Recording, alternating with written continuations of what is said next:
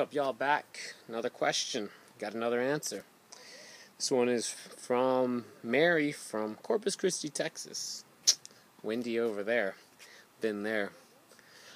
Okay, our problem is double faulting. Well, hopefully it's not. If it's windy, I haven't read too far into that, but it's because of the wind. I know Corpus, it gets kind of ridiculously windy. I would invite you to, I think it says here you're a 4.0, solid player. A lot of 4.0s, I think you can just use a forehand as a serve if it's windy. And, the people that say, no, you have to hit an overhand serve. I've seen plenty of overhand serves that just kind of do that, and that's not going to do much. If you have a good forehand, you can, get it to move a little bit and hit it in there. I would invite you to do that. That might help in the wind. Hopefully that's not the case. But, okay, so it says here, you don't double fault in practice, but you're double faulting in matches. Okay, so that's what it is. Okay, so, well, there's a wind tip for y'all. So then, maybe the way you're practicing is not purposeful.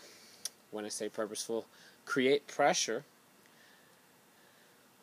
in the practice so that, maybe even a greater pressure so you feel it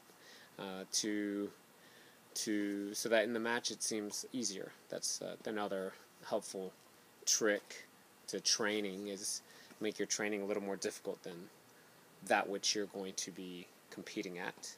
That way it's easier. So, for example, a lot of my high-performance players, I have them do conditioning during the set they're competing in.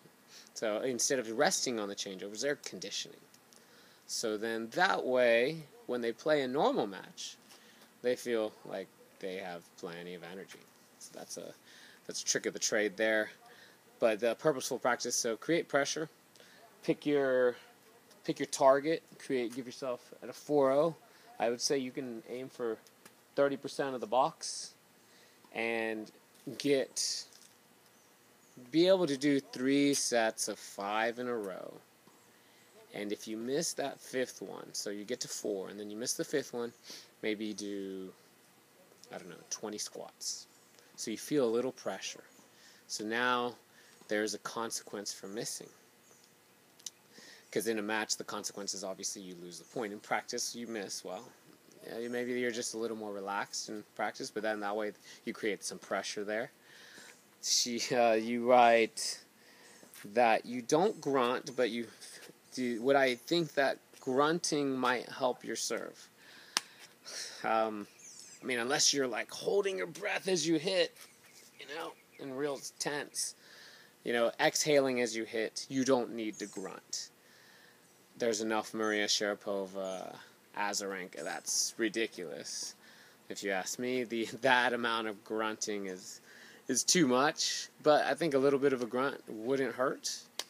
So, Mary, I hope that helps your double faulting problem.